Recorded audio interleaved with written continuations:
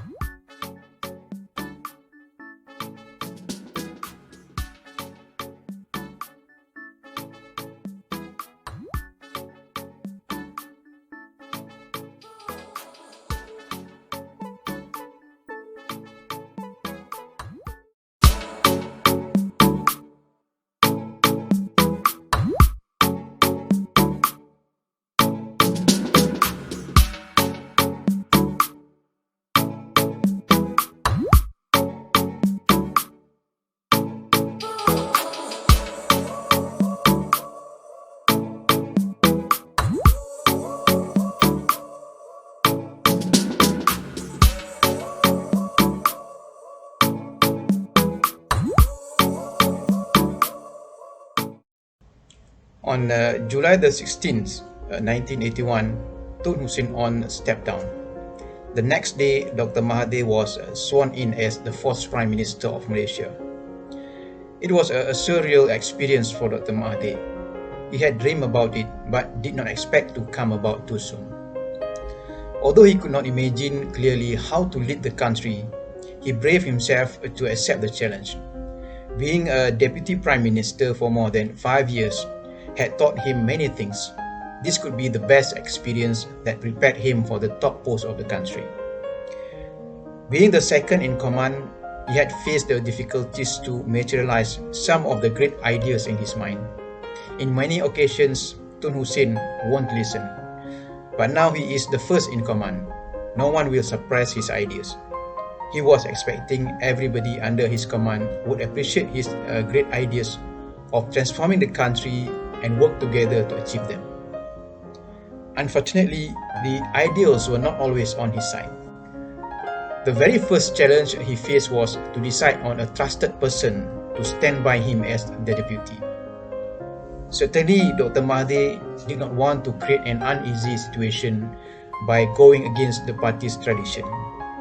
He had a bad experience as Deputy Prime Minister himself, who was not well welcomed by some factions in UMNO, including senior leaders, because Tun Hussein's selection process went against the party's tradition. While serving as UMNO Deputy President, he did not develop a strong leadership circle among leaders under his command. He did not even have a lieutenant to stand by him and ready to serve when needed. As far as he understands, he and other ministers are Tun Hussein's men. They are serving Tun Hussein because he is serving the country.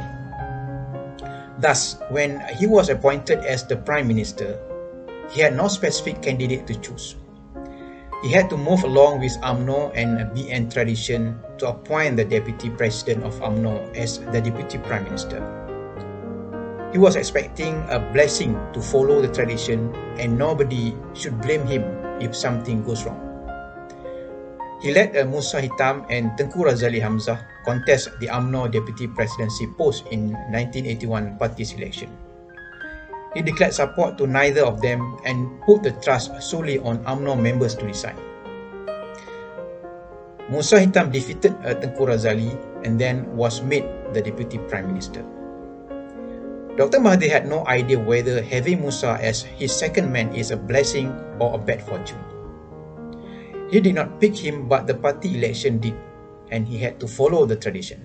Musa Hitam ni, bila saya dilantik sebagai Perdana Menteri, saya nak kena cari timbalan lah. Pada masa itu yang berminat ialah Musa dengan Tengku Razaleigh. Tapi Tengku Razaleigh lah nampak yang betul-betul berminat. Jadi Musa datang jumpa saya. Dia tanya saya, bolehkah dia bertanding? Saya kata tak apalah, itu kita cara demokrasi, nak tanding, bertanding lah. Itulah yang dia kata saya sokong dia. Saya bukan sokong dia.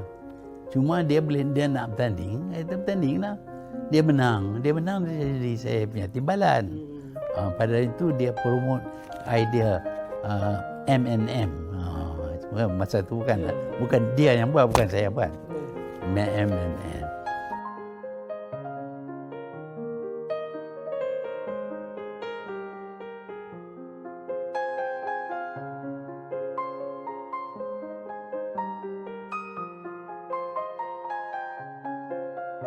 Dr. Mahathir had expected that being neutral and non-sided was the best choice when both Musa Hitam and Tengku Razaleigh were contested. Certainly, he would like to be seen as a democratic leader who trusted and respected the voice of the majority. He understood that the contest was only a process to choose a candidate. Once it was over, the voters should return to their normal position as party members rather than supporters of a specific candidate. To prove his non-sided stance and democratic belief, he brought Tengku Razaleigh into the cabinet. He said, "In 1981, I recognized that both he, Razaleigh, and Tun Musa were backed by substantial numbers in the party. If I had dropped one, I would have lost his supporters. It was a fought between figures of almost equal stature and popularity, so to keep the party intact, I had to find a place for Tengku Razaleigh." Musa Hitam, on the other hand, understood Dr. Mahathir's decision to bring Tengku Razaleigh into the cabinet differently.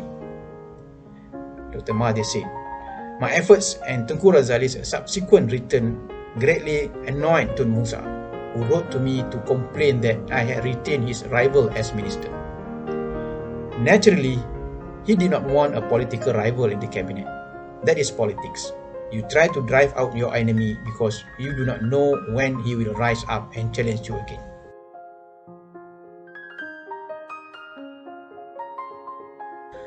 Despite Musa Hitam's frustration over Dr. Mahathir's decision to bring Razaleigh into the cabinet, their relationship during the early years of administration went well. Their leadership had even been nicknamed by the people and the press as MM, Mahathir Musa, or 2M administration. Musa had shown his great concern to work closely with Dr. Mahathir to transform the country's economy. His support might be among the most critical factors that enabled Dr. Mahathir to go through many crucial challenges during his first year as Prime Minister, including the second world energy crisis that pushed up the global oil prices and affected world economy at large.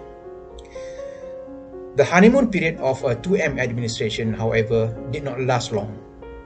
Musa Hitam began to show his unsupportive attitude towards Dr. Mahathir's plan to transform the country's economy from agricultural base to industrial base and develop Malaysia to become the regional economic power. The more Dr. Mahathir pushed for new ideas and initiatives to achieve this goal, the more he discovered Musa Hitam moving in the opposite direction. Dr. Mahathir said, "I had hoped that Tun Musa and I would have a good working relationship, better than the one I had with Tun Hussein On when I was his deputy.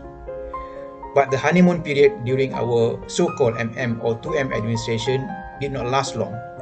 He did not give me the support I needed to push through key initiatives, such as the National Car Project, and he was unhappy that I had chosen to retain Tengku Razaleigh in the cabinet."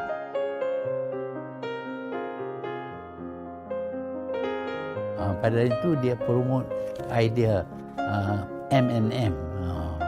Masa tu bukan dia yang buat, bukan saya buat. MNM. Tak apalah, saya tak komplain. Tapi saya fikir Musa ni ingat saya jadi Perdana Menteri macam Tun Hussein, macam Tun Razak, cuma 5-6 tahun itu je lah. Lepas tu saya letak jawatan. Tapi sampai 5 tahun tak nampak macam mana nak letak jawatan. Jadi dia dengan itu dia marah kepada saya. Dia nak bagi saya jatuh pasal dia timbalan dia akan jadi Perdana Menteri. Lepas itu bila dia pergi bercakap dengan Razaleigh di Davos. Dia pergi Davos, cakap dengan Tengku Razaleigh. Dia cadang kat Tengku Razaleigh supaya Tengku Razaleigh bertanding lawan saya. Dia bertanding lawan Rafah. Pasal masa tu saya pilih Rafah.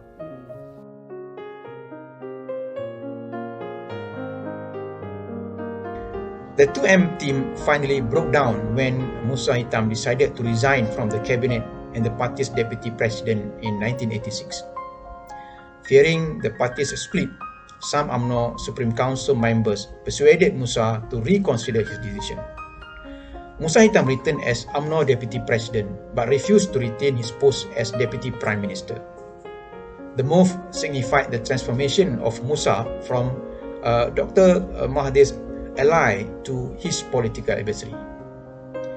Musa Hitam understood that his post as UMNO Deputy President was decided by party members, while the post of the Deputy Prime Minister was decided by Dr. Mahathir. He could not tolerate following Dr. Mahathir while he disagreed with him. To make matters worse, in the next year, Musa Hitam teamed up with Tengku Razaleigh to challenge Dr. Mahathir in the most historic 1987 party election. For Dr. Mahathir, it was the most crucial moment in his political career. He said, "Perhaps the most serious challenge I faced came during the 1987 UMNO General Assembly, when my former deputy Tun Musa Hitam teamed up with Tengku Razaleigh Hamzah to force me out of the party presidency." The 1987 UMNO election had indeed pushed Dr. Mahathir's leadership to the limit. The failure of his succession plan for Musa Hitam had brought the party to collapse. But the success to defend his position and continue to lead the most influential party in the country for the next 15 more years was an amazing achievement of a leader.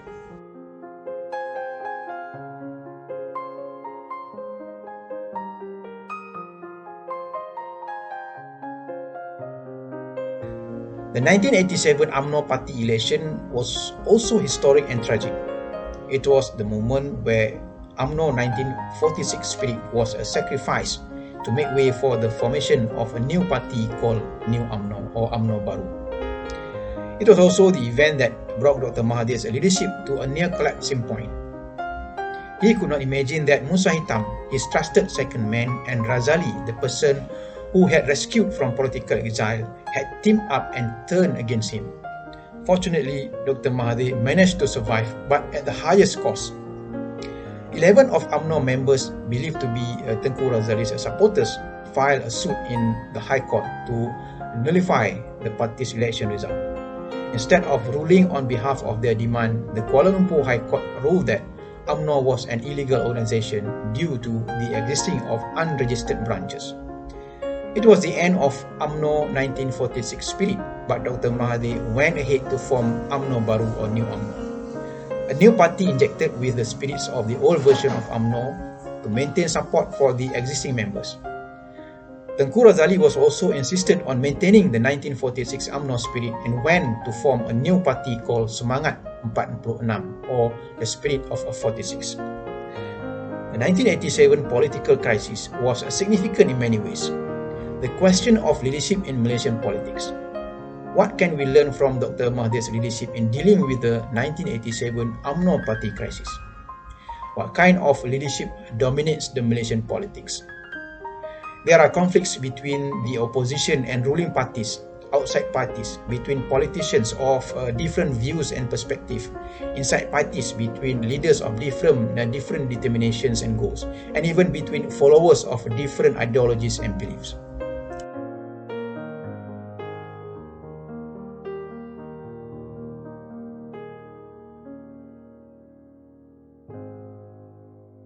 Yang saya lawan dulu tu bapa gergasi.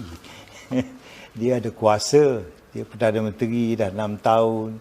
Sebelum itu Timbalan Perdana Menteri 5 tahun setengah. Dia jadi Timbalan Presiden, kemudian Presiden 6 tahun. Dia berkuku besi, dia berkuasa penuh atas aparatus kerajaan, dia berkuasa penuh. Dan dia tak teragak-agak mengguna kedudukan dia dan kuasa dia, dan terbukti dia gunanya Kita tengoklah tak ada seorang pun kekal di bawah dia ataupun bersama dengan dia. Jadi Mahathir is different. Dr. Mahathir was among the leaders at the center stage of the 1987 UMNO leadership crisis. He was the main character that played an important role in making the event alive from the beginning to the end. Inside New UMNO, he was highly celebrated because of his role as a saviour of the party. Outside New UMNO, especially among Team B members, he was labelled as a traitor to the UMNO spirit of 1946. At the country's leadership level, he was blamed for the failure to groom leaders to become his true successor. These allegations seem to be true since Dr. Mahathir was the only Prime Minister who had more deputies than others. Musa Hitam, Ghaffar Baba, Anwar Ibrahim and Abdullah Badawi are the 4 deputies served under his administration between 1981 to 2003. Only Abdullah Badawi survived to succeed him. Even then, he was severely criticized by Dr. Mahathir and was forced to resign in 2009. In 2016, Tun Musa Hitam took the opportunity to blame him for his failure to groom leaders. In return, Dr. Mahathir replied in sarcasm last salvo that his first failure was no other than Musa himself. The 1987 UMNO leadership crisis was a great problem scenario for every leader to learn through a problem-based approach and explore more leadership lessons.